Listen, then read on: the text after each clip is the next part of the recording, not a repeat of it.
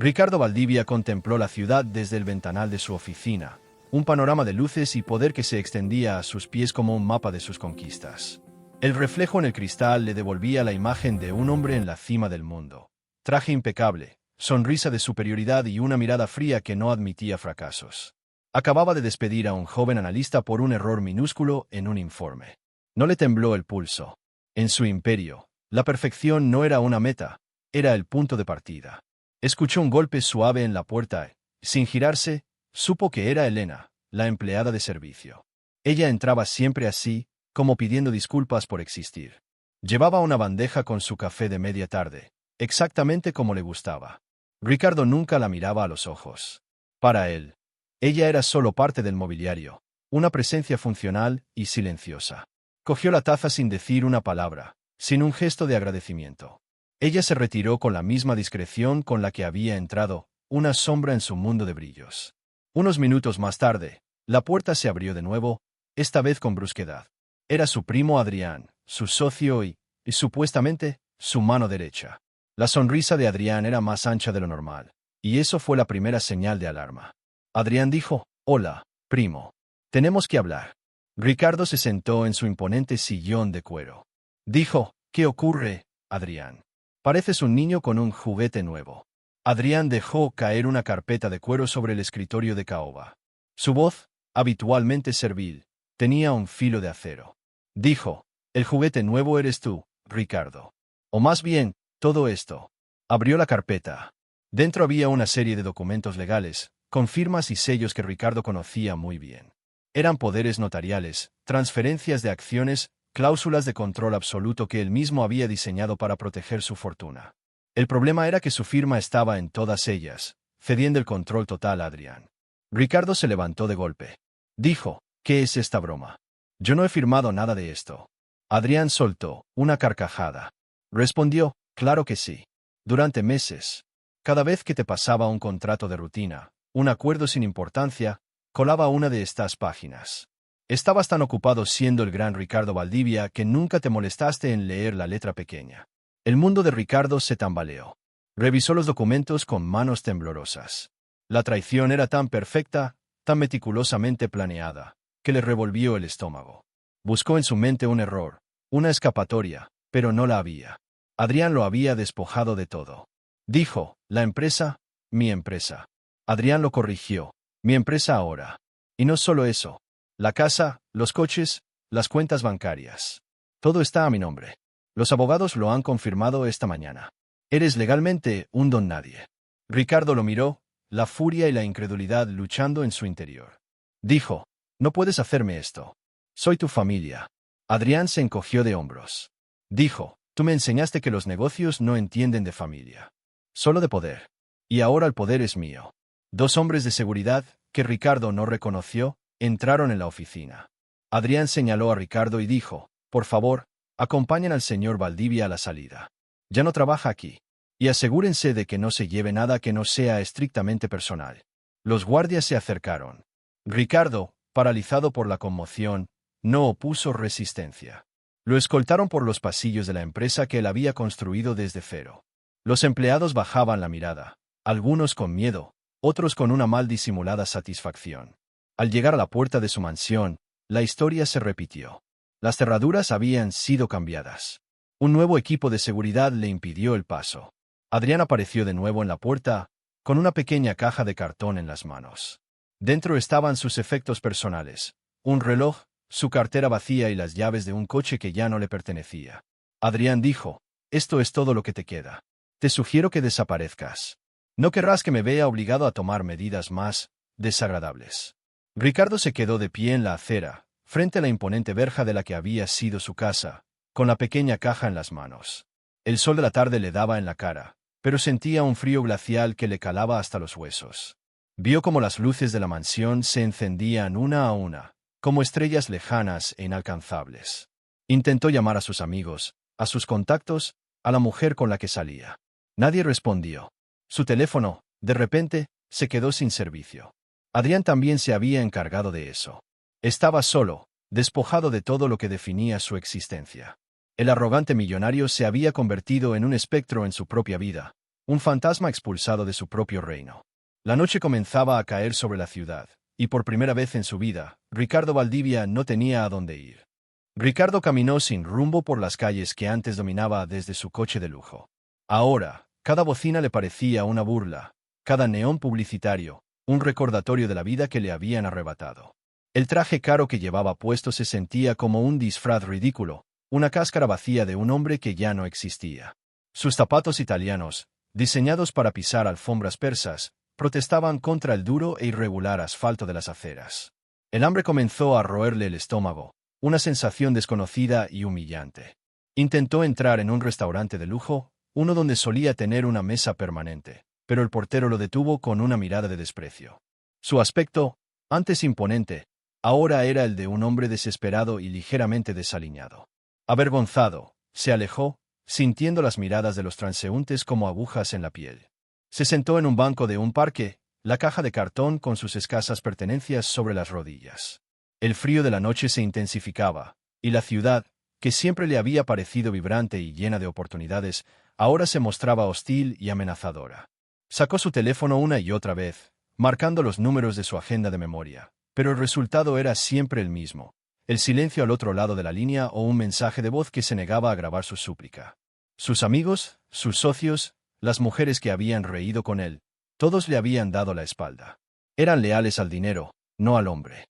Y el hombre ya no tenía dinero. La desesperación se convirtió en una ola helada que amenazaba con ahogarlo.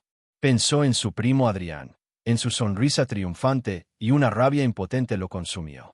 Había confiado en él, lo había tratado como a un hermano, y a cambio había recibido la más cruel de las traiciones. Pero la rabia no lo calentaba ni llenaba su estómago. Era una energía inútil que solo servía para recordarle su estupidez. Las horas pasaron lentamente. Las calles se fueron vaciando, y la ciudad se sumió en un silencio relativo, roto solo por el lejano sonido de las sirenas. Ricardo se sentía invisible, un fantasma entre las sombras. Se levantó y siguió caminando, movido por un instinto básico de supervivencia que no sabía que poseía. Sus pasos lo llevaron a barrios que solo había visto desde la ventanilla de su coche, zonas de la ciudad que consideraba irrelevantes. Fue en una de esas calles, bajo la luz mortecina de una farola, cerca de una parada de autobús, donde la vio. Era Elena, su empleada. Esperaba el autobús, probablemente volviendo a casa después de un largo día de trabajo. Llevaba una bolsa de tela y una expresión de cansancio en el rostro, pero también de una serena dignidad. Por un momento, Ricardo sintió el impulso de esconderse. La idea de que ella, la mujer a la que nunca había dirigido una palabra amable, lo viera en ese estado era la máxima humillación. Pero sus pies se quedaron clavados en el suelo. Elena levantó la vista y sus miradas se cruzaron. Hubo un instante de confusión en sus ojos, seguido de un reconocimiento que la sorprendió. Ella lo miró de arriba a abajo, notando el traje arrugado, la desesperación en su rostro, la pequeña caja de cartón. Se acercó a él con cautela. Elena dijo: «Señor Valdivia, ¿se encuentra bien?». Su voz era suave, respetuosa, la misma voz que él había ignorado durante años. Ricardo intentó articular una respuesta, pero las palabras se atascaron en su garganta. ¿Qué podía decir? ¿Que el gran magnate había sido desterrado de su palacio y ahora vagaba por las calles como un mendigo? El orgullo luchaba a una batalla perdida contra la cruda realidad. Se limitó a sentir débilmente, incapaz de mirarla a los ojos. Pero Elena no era tonta. Había visto suficiente en su vida para reconocer a un alma perdida. Vio más allá del traje caro y reconoció el miedo puro en sus ojos. El autobús llegó, sus luces barriendo la calle. Elena miró el autobús y luego a Ricardo. Tomó una decisión que cambiaría la vida de ambos para siempre. Elena dijo: «Venga conmigo, señor. Hace demasiado frío para estar aquí fuera. No puede quedarse en la calle». Ricardo la miró, atónito. La oferta era tan inesperada, tan ilógica, que no supo cómo reaccionar. Ella, acogiéndolo a él, el hombre que la trataba como si fuera invisible. La vergüenza lo quemaba por dentro, pero el frío, el hambre y la soledad eran más fuertes. El conductor del autobús tocó la bocina con impaciencia. Elena dijo de nuevo, con más firmeza: «Vamos. Mañana será otro día». Sin esperar respuesta, lo tomó suavemente del brazo y lo guió hacia los escalones del autobús. Por primera vez en muchas horas, Ricardo sintió un atisbo de calor humano, un ancla en medio de su naufragio. Subió al autobús detrás de ella, dejando atrás la calle solitaria y adentrándose en un mundo que le era completamente desconocido. El viaje en autobús fue una experiencia surrealista para Ricardo. Acostumbrado al silencio y la privacidad de sus vehículos de alta gama, el traqueteo del motor, las conversaciones de los otros pasajeros y el olor a humanidad concentrada lo abrumaban.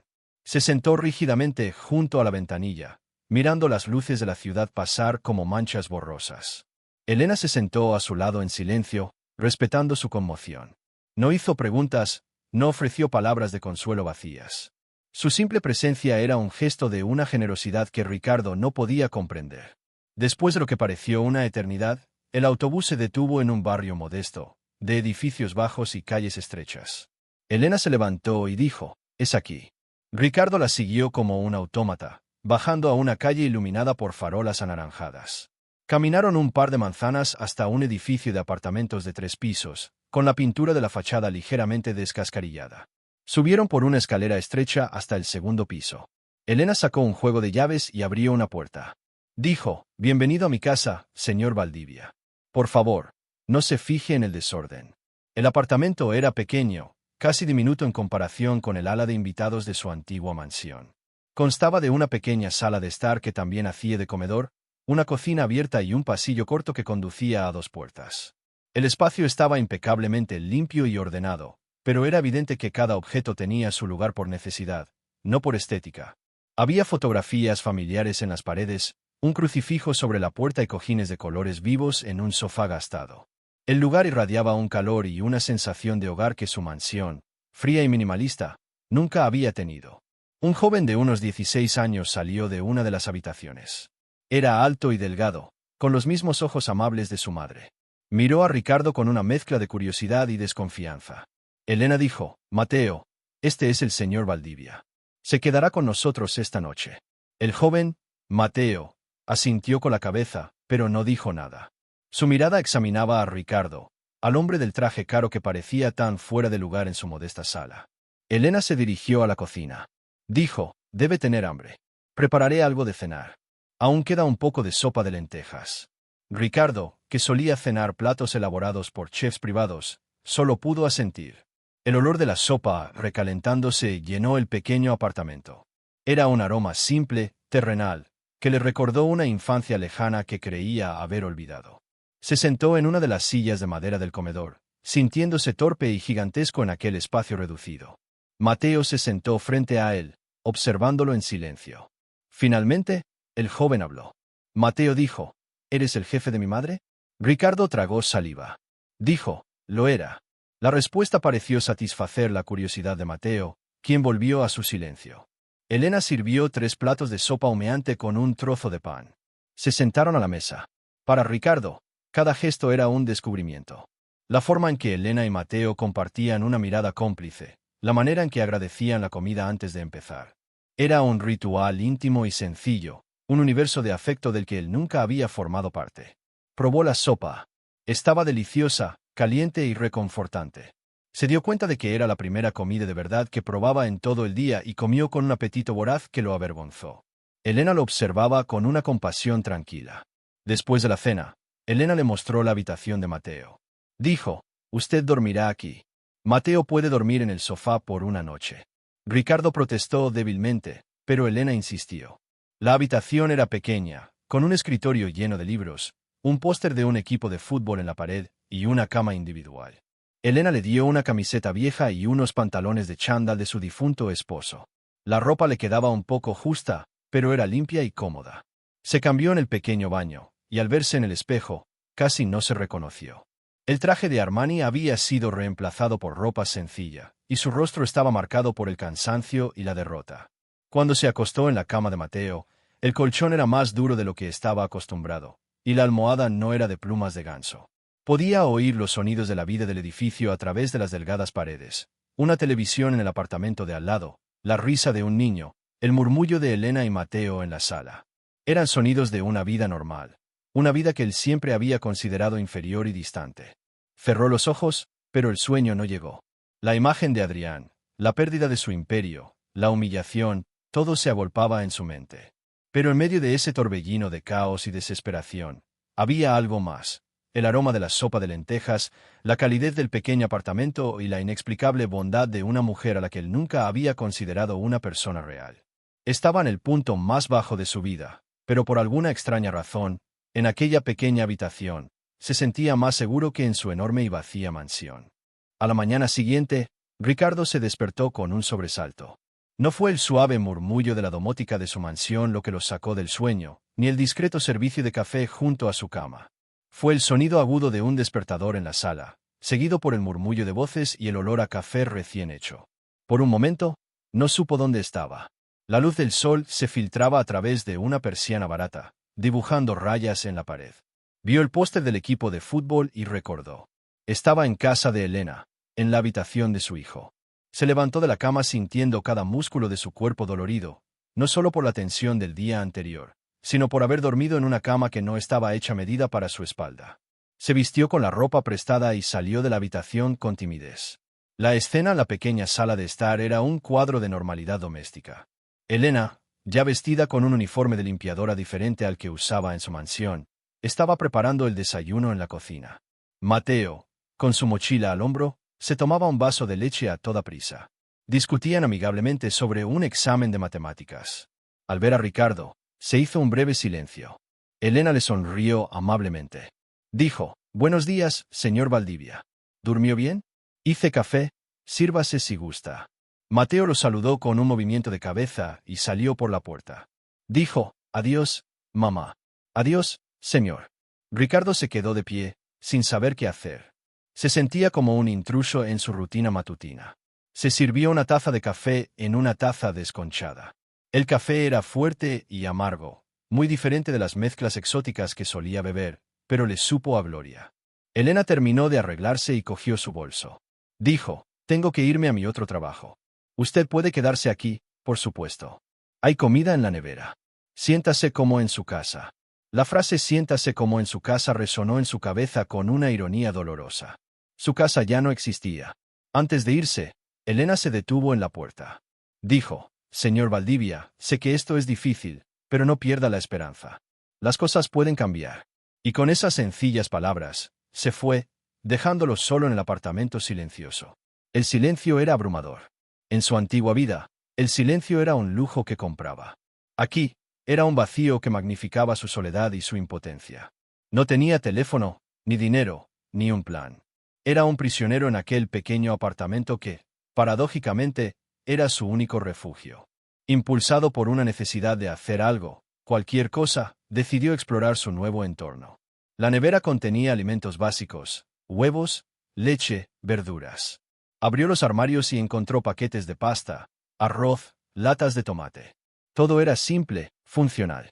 Decidió que lo menos que podía hacer era prepararse su propio desayuno.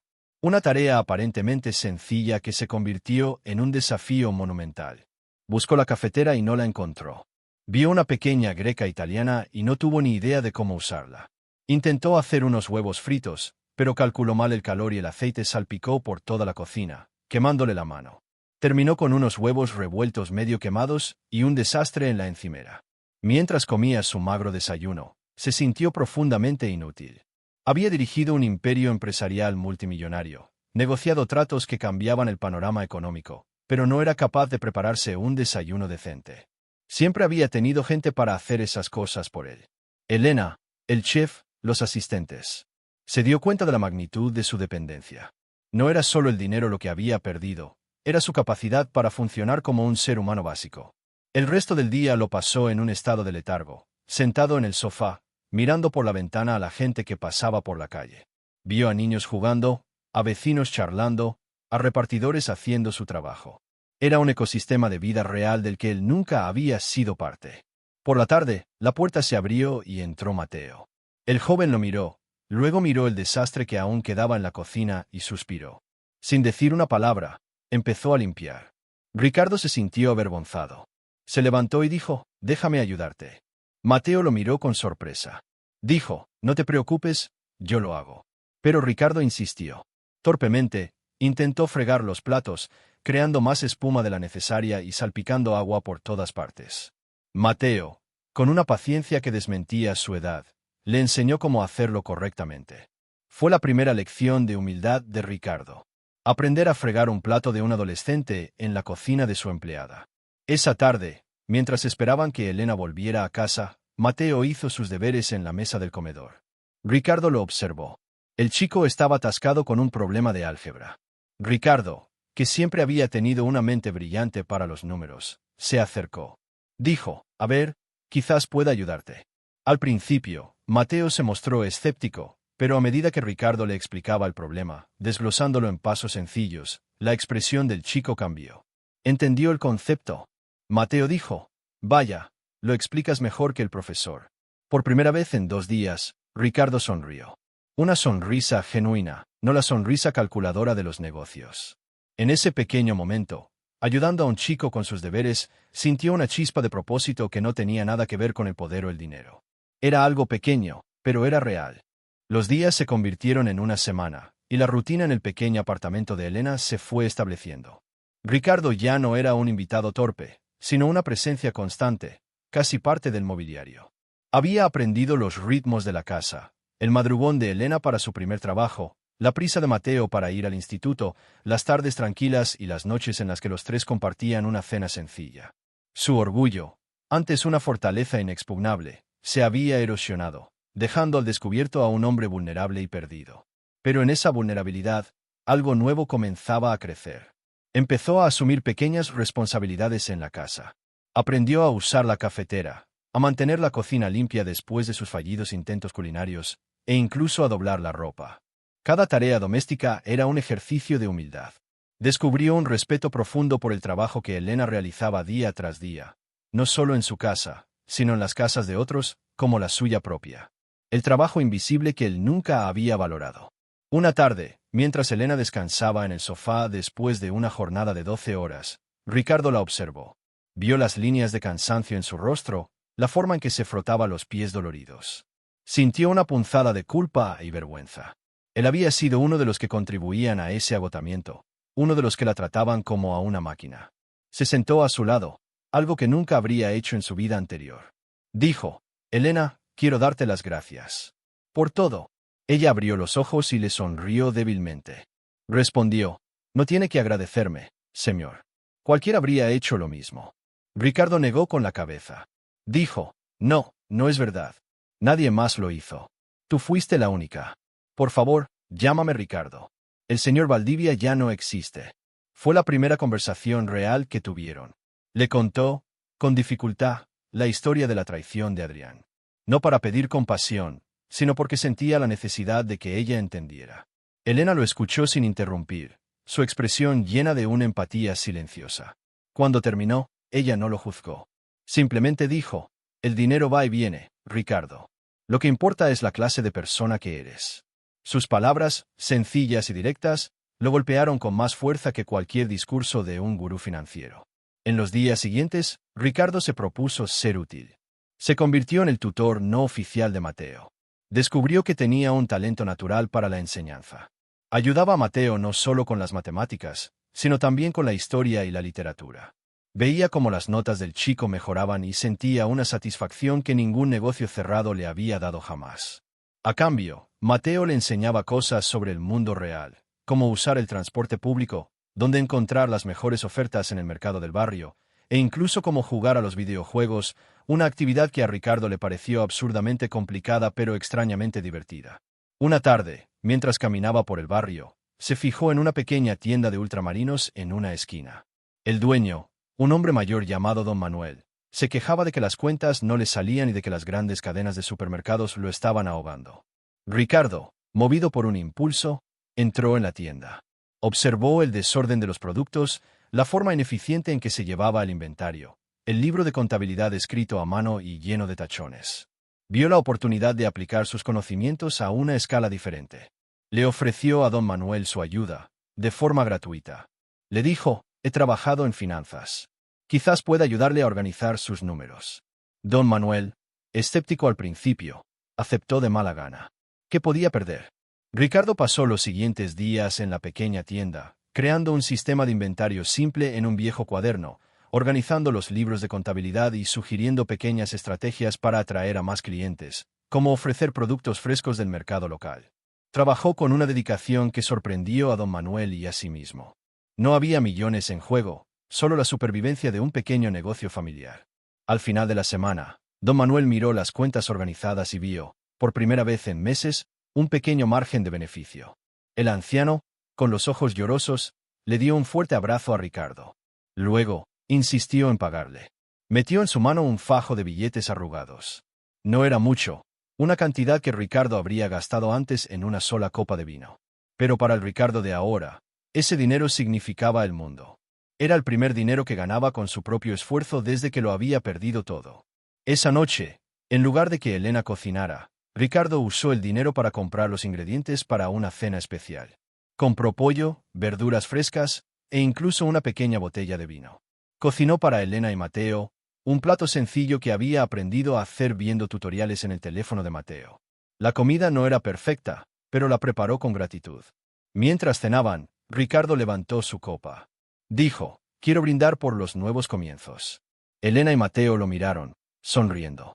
En ese pequeño apartamento, compartiendo una comida comprada con dinero ganado con esfuerzo y dignidad, Ricardo sintió una oleada de felicidad tan pura y real que eclipsaba cualquier placer que sus millones le hubieran comprado. Estaba empezando a entender lo que Elena había querido decir. El dinero iba y venía, pero aquel sentimiento de conexión y propósito, era la verdadera riqueza. La noticia del pequeño milagro en la tienda de don Manuel corrió como la pólvora por el barrio. Otros pequeños comerciantes, dueños de talleres mecánicos, panaderías y peluquerías, empezaron a acercarse a Ricardo.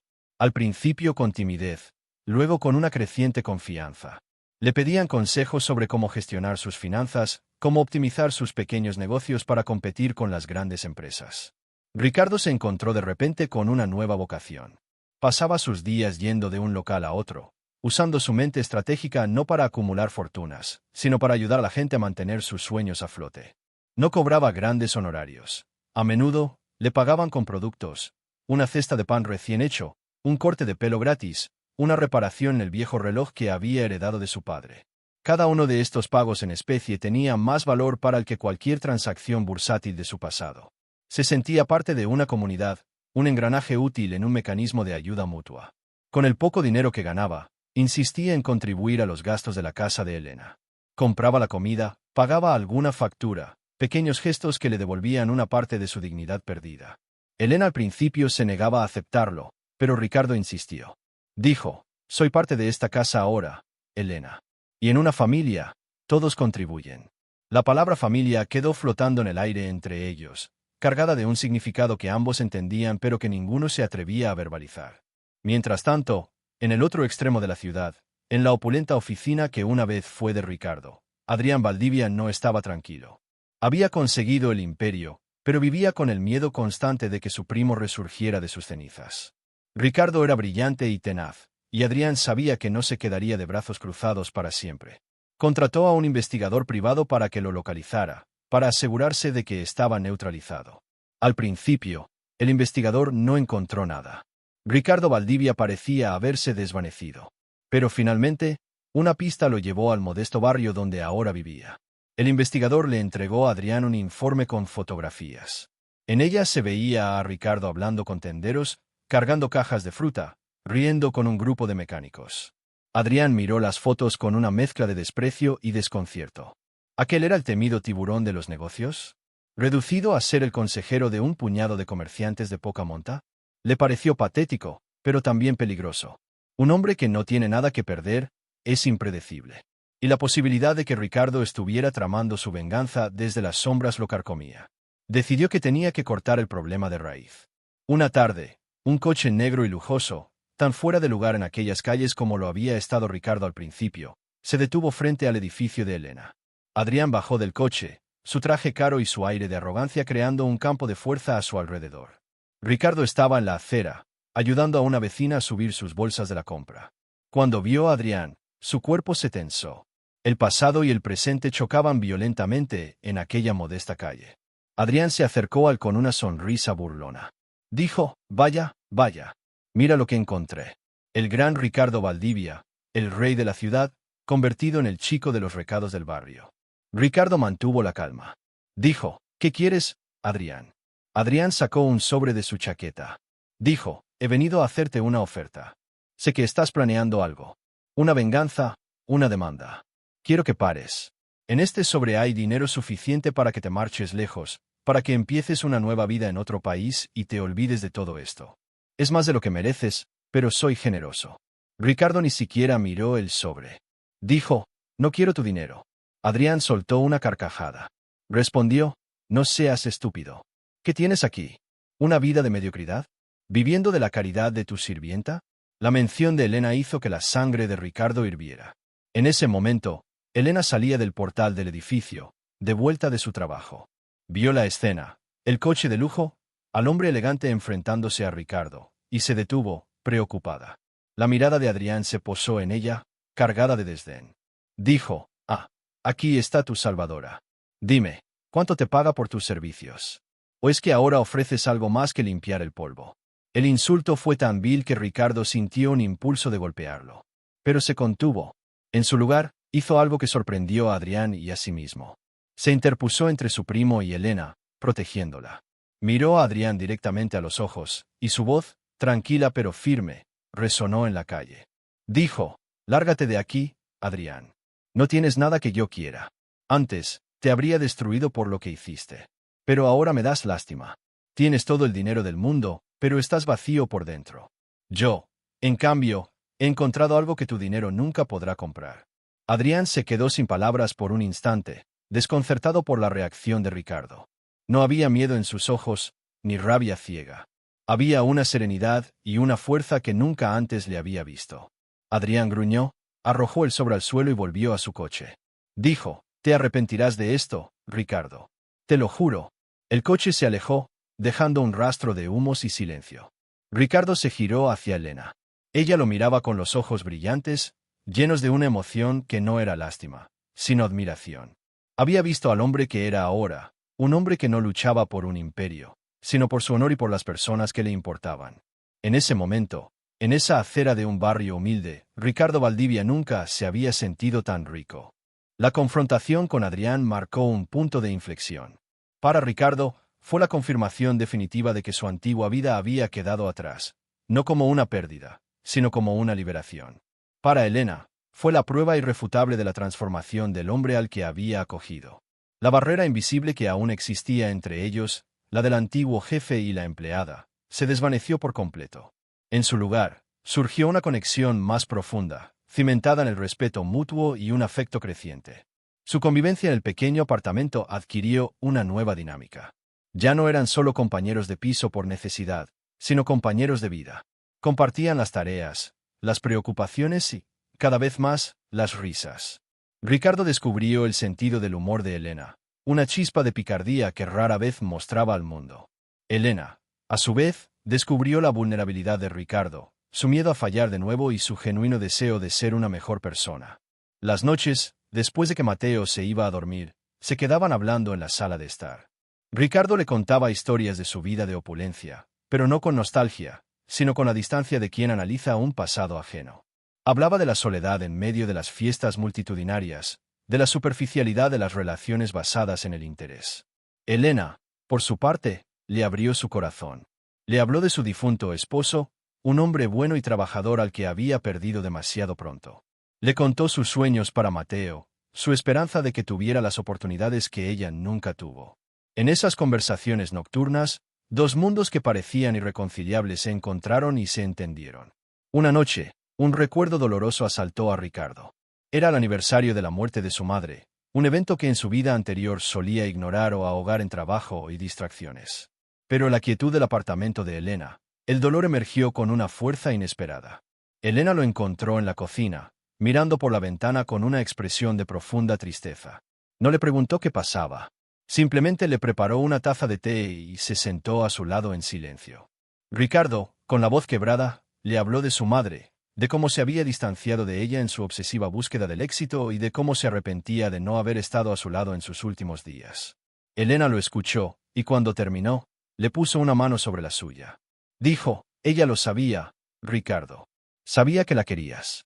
A veces, la vida nos impide demostrar el amor como quisiéramos, pero el amor sigue ahí. Su tacto fue como un bálsamo para su alma herida. Él la miró, y en la suave luz de la cocina, Vio más allá de la mujer fuerte y trabajadora. Vio su bondad, su sabiduría, su belleza interior.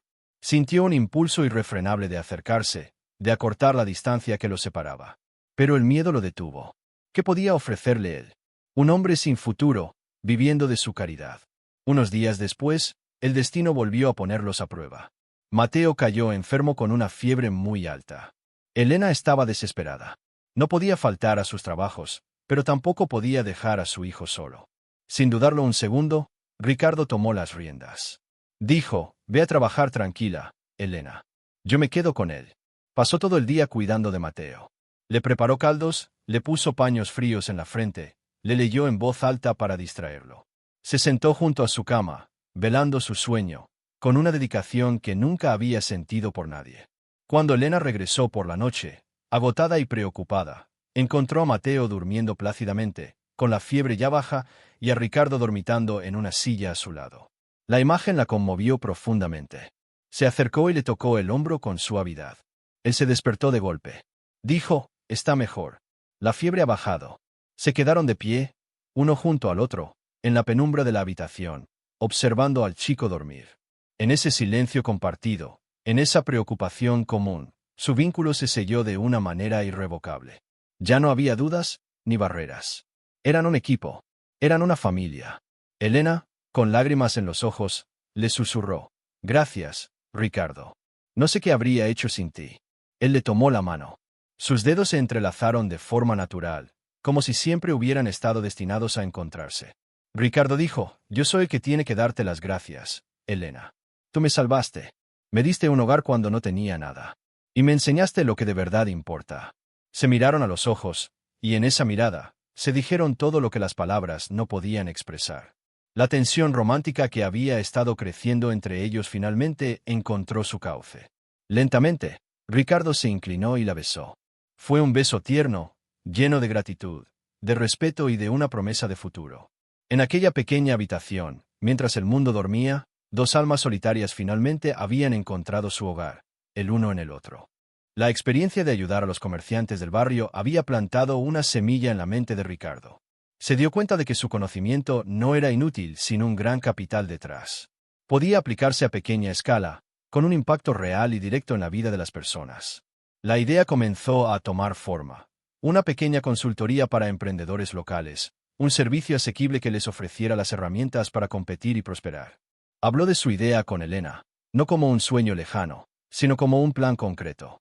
Sus ojos se iluminaron. Dijo: «Es una idea maravillosa, Ricardo. Tú tienes el conocimiento y la gente de aquí confía en ti. Pero, ¿cómo empezaríamos? No tenemos dinero». El problema del capital era real. Ricardo no tenía nada, y los ahorros de Elena eran escasos y destinados a la educación de Mateo. Pero la adversidad había agudizado el ingenio de Ricardo. Pensó en don Manuel, el primer comerciante al que había ayudado. Se armó de valor y fue a hablar con él. Le expuso su plan de negocio, con proyecciones realistas y una estrategia clara. No le pidió una donación, sino un pequeño préstamo, una inversión inicial para alquilar un local diminuto y comprar un ordenador de segunda mano. Don Manuel lo escuchó con atención. Cuando Ricardo terminó, el anciano sonrió. Dijo: «Muchacho, ayudaste a salvar mi tienda cuando estaba a punto de rendirme. Confío en ti más que en cualquier banco». Sacó su libreta de ahorros y le extendió un cheque. Dijo: «Esto no es un préstamo. Es una inversión. Soy tu primer socio». Con ese capital inicial, el proyecto se puso en marcha. Encontraron un pequeño local en una calle secundaria, apenas un cuarto con un escaparate polvoriento. Pasaron semanas limpiándolo y pintándolo ellos mismos, con la ayuda de Mateo y algunos vecinos agradecidos. Ricardo se encargó de la estrategia y la planificación, mientras que Elena, con su don de gentes y su profundo conocimiento de la comunidad, se convirtió en el corazón de la operación. Ella era la que hablaba con los clientes, la que entendía sus miedos y sus esperanzas, la que traducía el complejo lenguaje de los negocios de Ricardo a un idioma que todos podían entender. Se convirtieron en socios, no solo en la vida, sino también en el trabajo. El negocio, al que llamaron Impulso Local, abrió sus puertas sin grandes fanfarrias.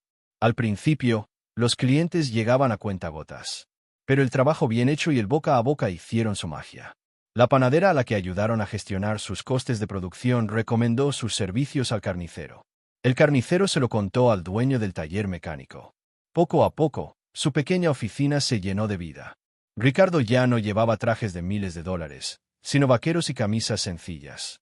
Su oficina no tenía vistas panorámicas a la ciudad, sino a una calle bulliciosa llena de vida. Y sin embargo, nunca se había sentido tan realizado. Disfrutaba del desafío de encontrar soluciones creativas para problemas reales, de ver cómo sus consejos se traducían en el éxito tangible de sus vecinos. Elena y él trabajaban codo con codo, sus habilidades complementándose a la perfección. Las largas horas de trabajo fortalecieron su relación.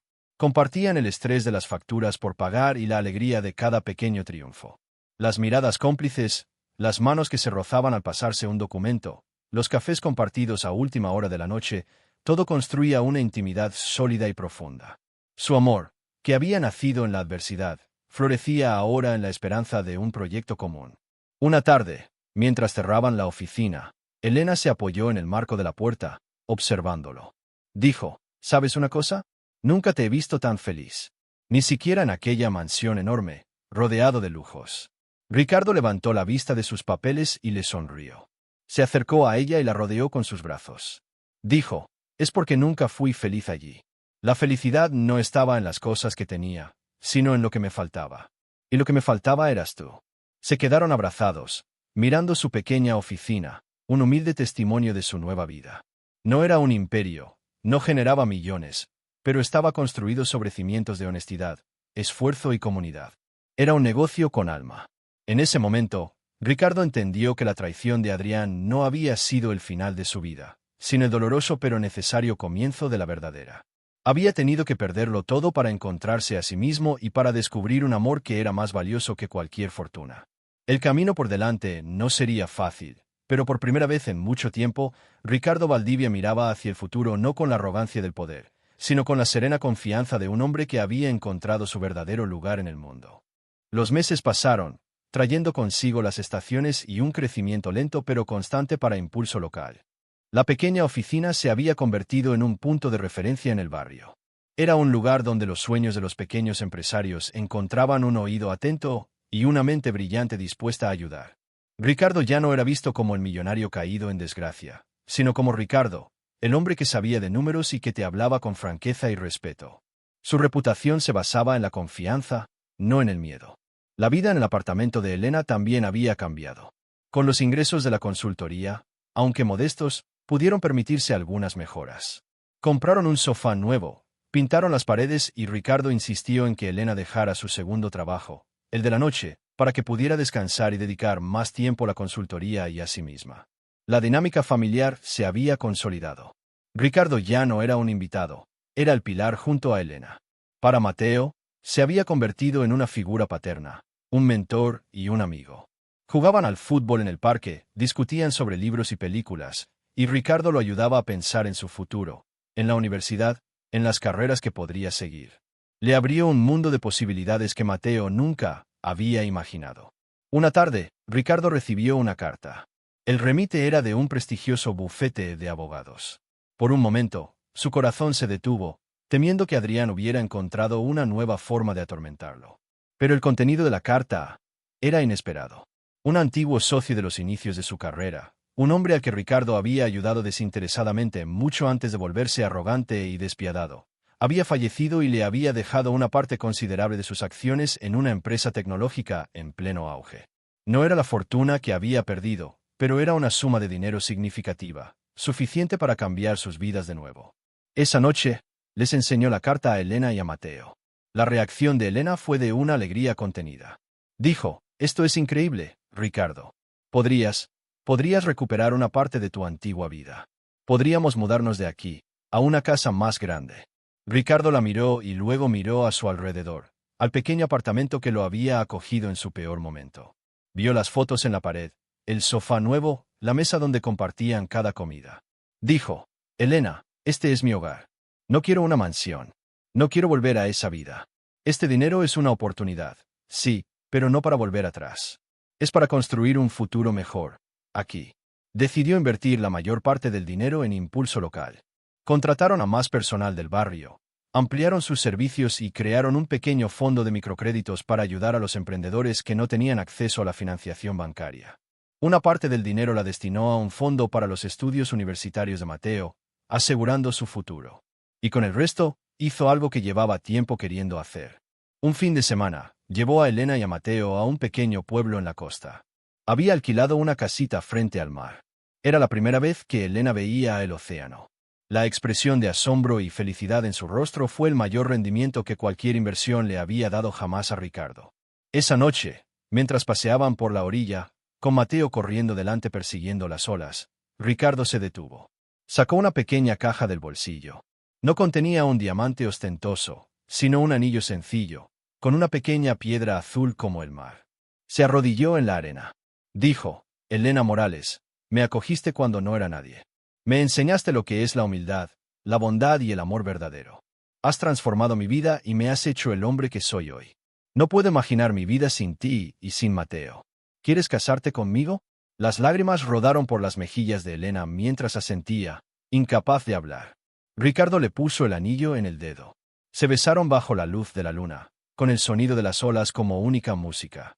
En ese momento, Ricardo Valdivia, el hombre que lo había tenido todo y lo había perdido, se dio cuenta de que finalmente lo había conseguido todo. No la riqueza que se mide en cifras, sino la que se mide en amor, en familia y en un propósito que llena el alma. Su imperio ya no estaba hecho de acero y cristal, sino de los lazos indestructibles que había forjado en el corazón de una comunidad que lo había aceptado y en el amor de una mujer que había visto al hombre detrás del millonario. La boda de Ricardo y Elena no fue un evento para las páginas de sociedad. Fue una celebración íntima y sentida, celebrada en el pequeño patio trasero de la tienda de don Manuel, que insistió en ofrecer el espacio. Los invitados no eran magnates ni celebridades, sino los comerciantes, los vecinos y los amigos que habían formado parte de su viaje. Don Manuel fue el padrino, y Mateo entregó a su madre en el altar improvisado, con una mirada de orgullo y felicidad que lo decía todo. Hubo música, comida casera preparada por los vecinos y muchas risas. Era una fiesta de la comunidad, una celebración del amor y de las segundas oportunidades. Ricardo miraba a Elena, radiante con un vestido sencillo pero elegante, y sentía una paz que nunca antes había conocido. Había encontrado su lugar, no en la cima de un rascacielos, sino en el corazón de aquella comunidad vibrante y solidaria. La vida siguió su curso, llena de los pequeños y grandes momentos que la componen. Impulso Local se convirtió en un modelo de negocio social, y su éxito atrajo la atención de inversores que compartían su visión. Ricardo tuvo la oportunidad de expandirse, de crear sucursales en otros barrios, pero siempre mantuvo la misma filosofía. El beneficio económico debía ir de la mano del beneficio social. Se convirtió en un mentor respetado, un hombre cuya historia de caída y redención inspiraba a muchos. Adrián, por su parte, no tuvo un final feliz. Su gestión de la empresa se basó en la codicia y en arriesgadas especulaciones. Sin la visión estratégica y la prudencia que, a pesar de su arrogancia, Ricardo siempre había tenido, el imperio comenzó a desmoronarse. Una mala inversión llevó a otra, y finalmente, la empresa que había robado se declaró en bancarrota. Adrián lo perdió todo, de la misma manera abrupta en que lo había ganado. Ricardo se enteró de la noticia por los periódicos. No sintió alegría ni satisfacción, solo una lejana sensación de tristeza por su primo, un hombre consumido por una ambición que lo había dejado tan vacío como sus cuentas bancarias. Un día, años después, Ricardo estaba en el parque viendo a Mateo, ya un joven universitario, jugar un partido de fútbol. Un hombre con aspecto cansado y ropa gastada se sentó en el otro extremo del banco. Ricardo tardó un momento en reconocerlo. Era Adrián. Parecía mucho más viejo, derrotado. Adrián lo miró, y en sus ojos no había arrogancia, solo vergüenza. Dijo en voz baja: «Lo perdí todo, Ricardo». «Tenías razón». Ricardo lo observó en silencio por un momento. Luego, dijo: «El dinero no lo es todo, Adrián. Aún puedes reconstruir tu vida. Quizás no la que tenías, pero sí una de verdad». Le ofreció una pequeña ayuda, no por lástima, sino porque era lo correcto. Adrián, con lágrimas en los ojos, la aceptó. No hubo un gran perdón, ni una reconciliación, pero sí un cierre, un punto final a un capítulo doloroso de sus vidas. El tiempo continuó su marcha. Mateo se graduó con honores y se unió al negocio familiar, aportando nuevas ideas y una pasión heredada de su madre y de Ricardo. Elena y Ricardo envejecieron juntos, su amor profundizándose con cada año que pasaba. A menudo, por las noches, se sentaban en el porche de la pequeña casa que habían comprado en el mismo barrio, no mucho más grande que el apartamento de Elena, pero con un pequeño jardín. Recordaban el día en que él había sido expulsado de su mansión. Ricardo dijo una de esas noches, «Sabes, ese fue el mejor día de mi vida». Elena sonrió y apoyó la cabeza en su hombro. Dijo, «¿El día que perdiste tu fortuna?» Ricardo respondió, mirando las estrellas, «No. El día que te encontré a ti». Y en esa sencilla verdad residía el balance final de su vida. La historia de Ricardo Valdivia no era la de un millonario que perdió su dinero. Era la historia de un hombre pobre que, al perderlo todo, finalmente encontró la verdadera riqueza. Una riqueza que no se guardaba en bancos, sino que se atesoraba en los latidos de un corazón agradecido, en la calidez de una familia y en el legado de una vida vivida con propósito y amor. Su mansión ya no existía para él, pero había construido un hogar mucho más grande y sólido en el corazón de las personas a las que había ayudado y amado.